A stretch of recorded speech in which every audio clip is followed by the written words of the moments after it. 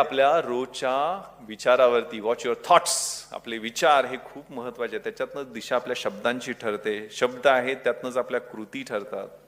त्या ऍक्शन्स रोज आपण ज्या 21 दिवस ऍक्शन केल्या ना, तर त्याच आपल्या हॅबिट्समध्ये रूपांतरित होतात. आणि त्या हॅबिट्स आहेत, चांगल्या हॅबिट असतील तर चांगलं कॅरेक्टर घडतं आणि वाईट हॅबिट असतील तर वाईट कॅरेक्टर घडतं आणि त्या कॅरेक्टरवरती आपली डेस्टिनी अवलंबून असते. रोजच्या हॅबिट, रोज काय करायचं, खूप मोठी युद्ध करायची गरज नाही. रोज सगळ्यांची भांडत बसलं तर लय अवघड होईल, शक्य नाहीये. आपण बॅटल्स चूज केली पाहिजे. खरी बॅटल येईल त्यावेळेला आपण गर्भगडीत होऊन जाऊ.